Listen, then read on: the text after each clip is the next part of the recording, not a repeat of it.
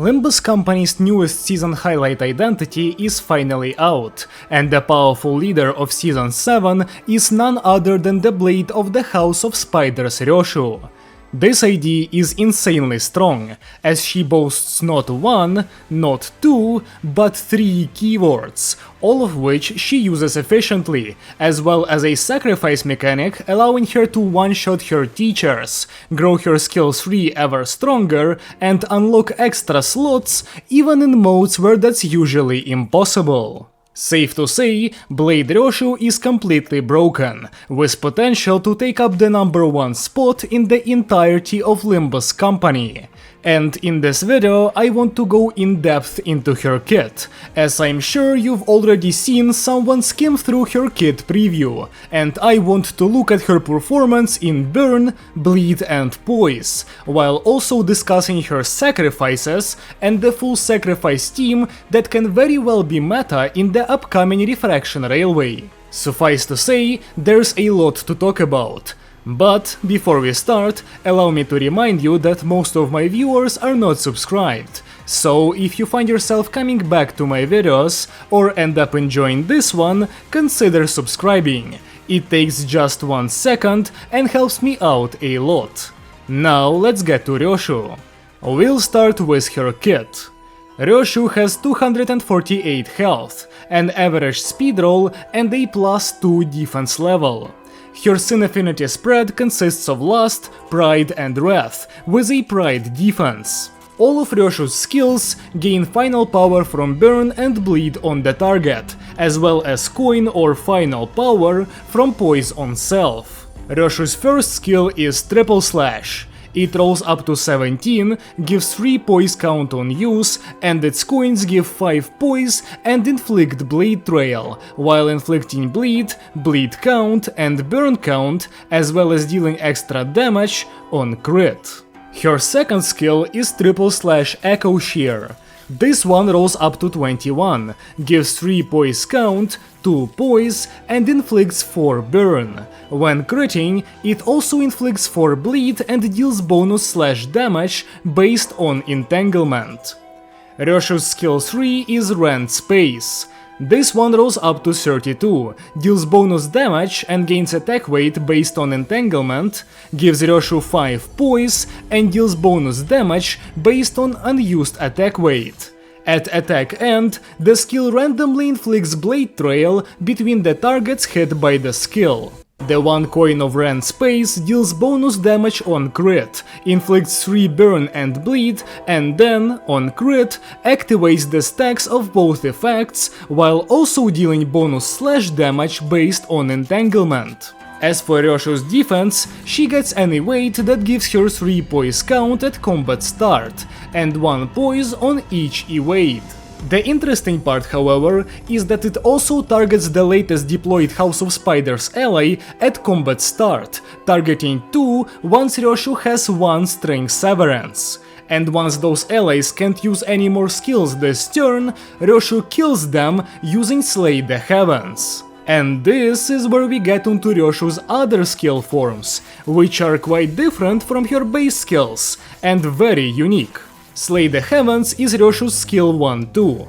It targets allies, does not trigger defensive skills, and cannot be reused. On use, Ryoshu loses 1 offense level but gets 1 base power, up to 4 times. On kill, Ryoshu heals 20 SP and gains Entangled Life equal to the damage that she dealt. The coin of the skill inflicts 20 Blade Trail, and if the target is a House of Spiders ally, it also deals 120% of their max health as damage, erasing the ally instantly. Inevitable Termination is the skill 2-2. It rolls up to 14, is unclashable, doesn't trigger defense skills and cannot be reused. On use, it gives Ryoshu 1 poise count, and if the skill was triggered by a skill 3, it gains more attack weight to hit all enemies with Phantom Trace, before consuming the effect at attack end. The coin of the skill deals bonus damage on crit, inflicts Blade Trail, activates Burn on target, and on crit inflicts 1 slash fragility. Ryoshu's skill 3-3 is Rend Space String Connection. This skill rolls up to 20 and has 5 attack weight. It's unclashable and does not trigger defense skills.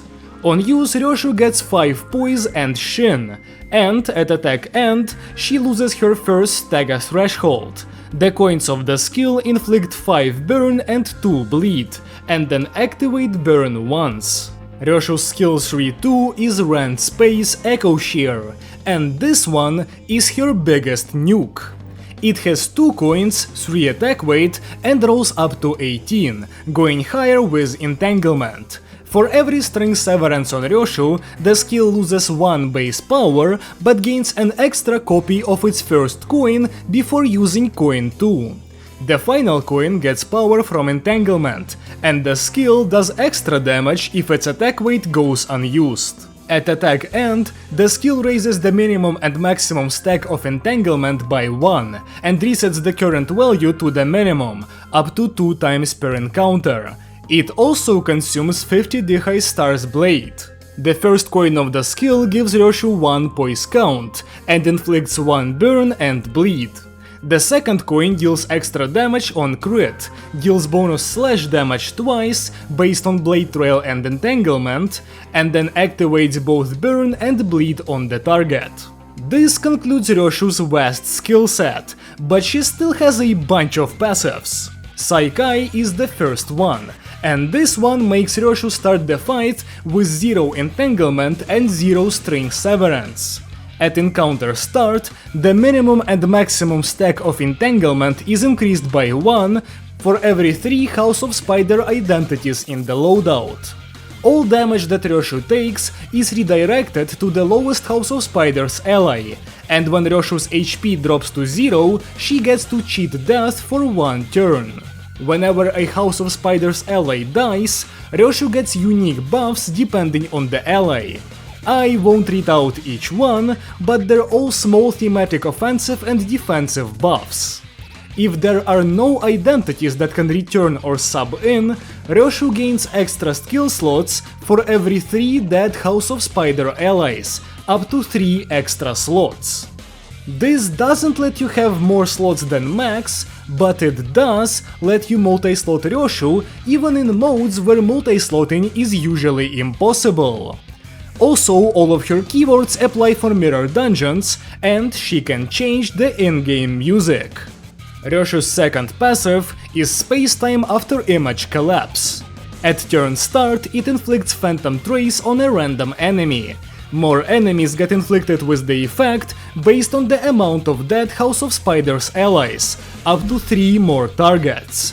At combat start, if an enemy with Phantom Trace is targeted by Ryoshu, it gets hit by her skill Tour 2 before the chosen skill is used. When using base attack skills on enemies with Phantom Trace, all of Ryoshu's coins become unbreakable, and she gains 1 final power as well as 1 entanglement. Dihwei Star is the third passive, and this one makes Ryoshu use her skill 3-3 at the end of a turn when she's at 50 Starblade or more, once per encounter. After using the skill 3-3, Ryoshu loses the ability to retreat and now gains her skill 3-2 at 50 Starblade instead. Ryoshu's last passive is After Image Reverberation, and it requires 5 Pride Owned to use. It makes Ryoshu deal more damage based on her poise beyond 20, up to 10%, and on crit using base attack skills, Ryoshu inflicts 1 Blade Trail. Additionally, Ryoshu's WoW Seasonal Ego can now proc its passive by killing allies. As for her support passive, it requires 3 Pride Resonance, and it makes the earliest deployed ally gain 2 poise on base attack skill use, up to 3 times per turn. This is it for Ryoshu's kit, but before we can look at Ryoshu's performance, we have to check out her unique effects. Blade Trail stacks to 100 and makes the enemy take 1% more damage for every 10 stacks. Entanglement simply has a max stack of 4, and that max can be changed. Phantom Trace makes the enemy take 5% more damage from Ryoshu's base skills. Strength Severance stacks up to 4, is gained when a Nurse Father ally dies, and grants Ryoshu 7.5% damage resistance per stack. Dihwei Star's blade stacks to 70 and reflects the amount of blade trail inflicted by Ryoshu.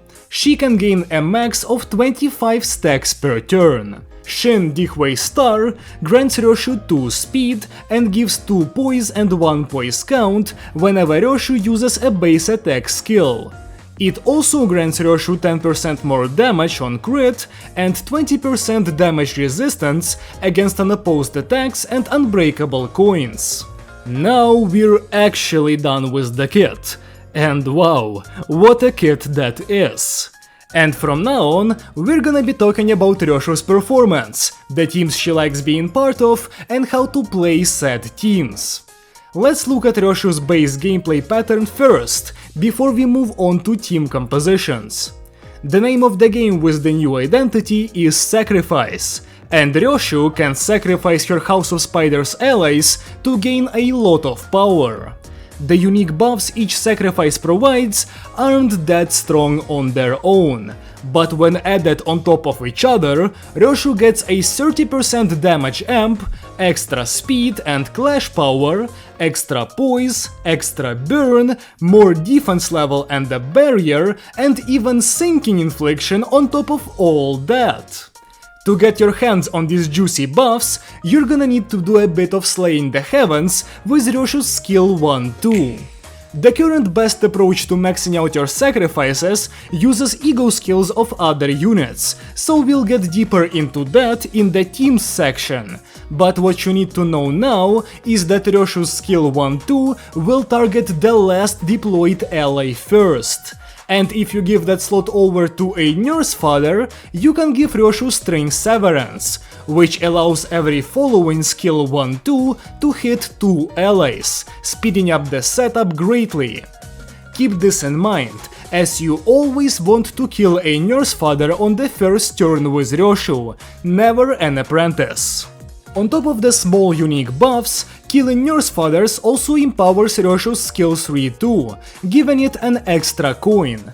Right now the skill maxes out at 4 coins, but that will jump up to 6 with the release of Valencina Rodia and Matthias Otis, so keep them in mind. Ryoshu's initial setup phase will end with her using String Connection to obtain her Shin, which basically gives her infinite poise, and to access her skill 3-2. Sacrificing, again, helps you reach that part, as String Connection is used based on Star Blade stacks, and those are gained when Ryoshu inflicts Blade Trail, which Slay the Heavens gives 20 of each use. You'd think that allows Ryoshu to get her skill 3-3 at the end of turn 2 with the use of 3 Slay the Heavens. But the 25 Star Blade per turn cap makes you wait another turn, meaning that turn 4 is the turn where Ryoshu gets access to her big nuke. That's the sacrifice route, however, and technically it's optional. If you don't have the necessary identities, or if you don't want to kill them for whatever reason, Ryoshu can get to 50 blades by just using her skills and hitting enemies, but it will take longer, and her nuke will not be nearly as potent due to the lack of reused coins. Overall though, once you're done with the setup, Ryoshu's gameplay loop is simple: hit enemies and grow stronger. Triple Slash is weaker than Triple Slash Echo Shear, but it inflicts more Blade Trail, which can make Ryoshu's skill 3-2 available earlier, so don't skip out on using her skill 1. Ryoshu's skill 3 and skill 3-2 both deal a high amount of bonus slash damage, so they go really hard when used on a staggered enemy, as the slash damage double dips into the enemy's fatal resistance.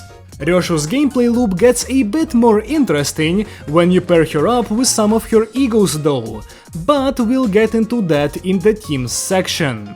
Blade Ryoshu is a Poise Bleed Burn hybrid, so we're gonna look at her in all of those teams.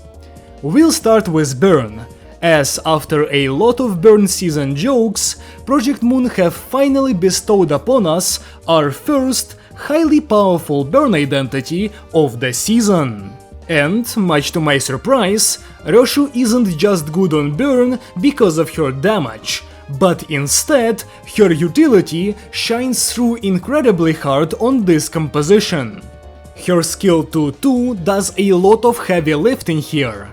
After the initial setup, or basically as soon as you start hitting the enemies with Ryoshu, she will use her skill 2-2 every single turn. This skill procs burn on the enemy, dealing up to 99 bonus true damage every turn. Additionally, it's a bonus pride skill, meaning it generates pride resources that you can actively funnel into the Magic Bullet Ego skill to capitalize on fast burn damage even further. Also, Ryoshu's burn infliction is available straight away, unlike her bleed, so she can contribute to the stack just like any old burn identity. And of course, all of Ryoshu's 3rd scale variants also activate burn, meaning she can get up to 2 bonus burn procs with 1 skill slot in 1 turn, which gives her utility comparable to that of the Magic Bullet Ego passive, all the while Ryoshu is dishing out her physical damage as usual. Burn is also the keyword that is connected to the egos that Ryoshu has the most synergy with, so let's look at those. The first one is, of course, Great Trichiliacosm, the seasonal WoW ego at the end of the Season 7 Limbus Pass.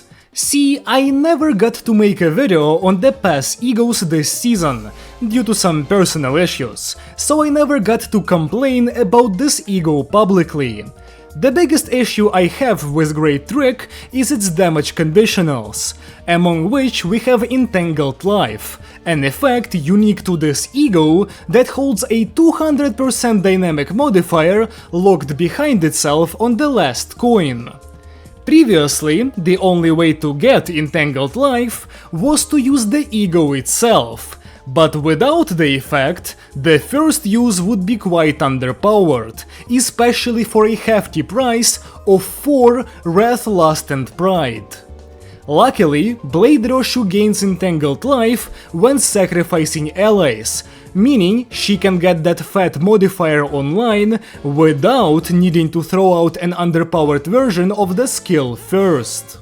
Additionally, the ego gets to efficiently utilize Ryoshu's keywords for its other conditionals, resulting in a lot of damage output through critting into a burning or bleeding enemy. It also gets to proc its passive off of ally kills, but that's not really impactful because you're done with sacrificing in the first 3 turns. The ego itself is a powerful reusable AoE damage button that is especially effective against multi-part abnormalities. Usually it doesn't feel that good to give up a skill 3 for it, but when Ryoshu gets multiple slots, you'll always have a chance to use the ego over a weaker skill. The second ego skill that is extremely useful for the new identity is 4th Match Flame, which got access to Threat Spin 5 in the newest update.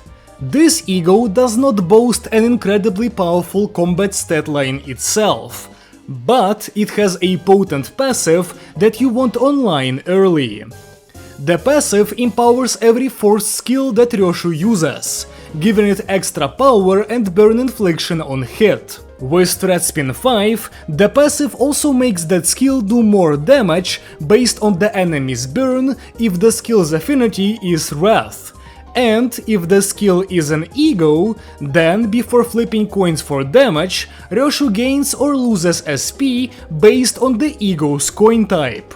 This passive shines on identities that can take more than 1 action per turn consistently. And then Ryoshu gets access to her skill 2-2 every single turn, allowing her to get an empowered skill every other turn. If you go for a full sacrifice composition, Ryoshu will have 3 slots and a bonus skill, meaning that every turn she gets to activate 4th Match Flame. Also, that last line in the passive allows 4th Match Flame to synergize with Great Trick, as that skill consumes 10 SP before hitting the enemy, which adds inconsistency into its damage. The 10 SP refund from the passive lets you eliminate that issue entirely, making Great Trick better at dealing damage.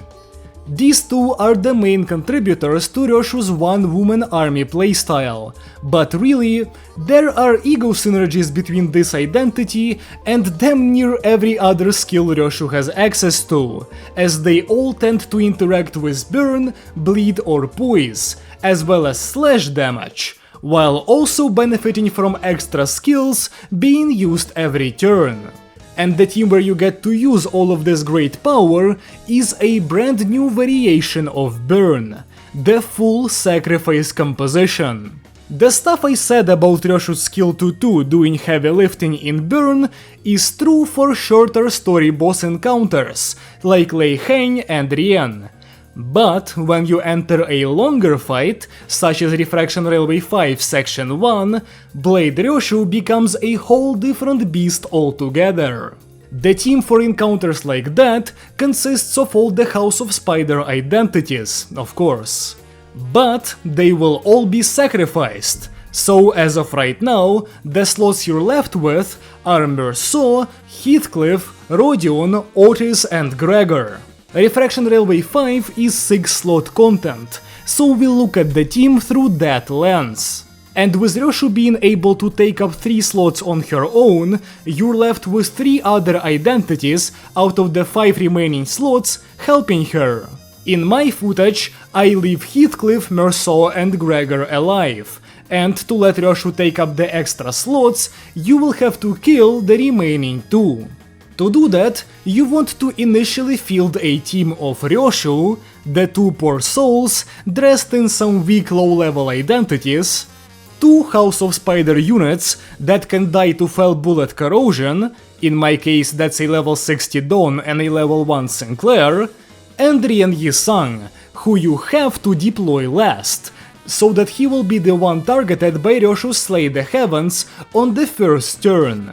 Speaking of that first turn, it begins with you using Superbia on Yisang and overclocking his Fell Bullet Ego skill, while Ryoshu goes for an evade. The actions of the other units matter less, but if your fodder identities have slightly higher levels, you can make sure that they get targeted by the enemy so that they don't accidentally live through the first turn. Once the skills are in place, Yisang will execute his whole team with Fell Bullet, yet Ryoshu will remain unscathed thanks to her damage redirection passive. After that, Yisang gets sacrificed, and Ryoshu is the only one standing. The identities that sub in on turn 2 are your 3 helpers and 2 more House of Spiders units. Ryoshu, again, goes for an evade, and thanks to killing Yisang last turn, she can hit 2 allies at once with it. The rest of the units simply aim to play as usual. The 2 House of Spiders allies get executed once more, and the one remaining ally from that world pops in on turn 3, as Ryoshu gets her second slot there. Again, you want to evade with one of those slots to end off the remaining apprentice, while the other slot can go for 4th Match Flame at this point, setting up Ryoshu for big damage later. Turn 3 is also where the skill 3-3 gets used, as killing allies for 3 turns in a row will bring Ryoshu over 50 stacks of Dihwei Star's Blade. Starting with turn 4, Ryoshu has 3 slots, Shin and a powerful Ego passive. And that means that now she's a monster, capable of doing stuff like this.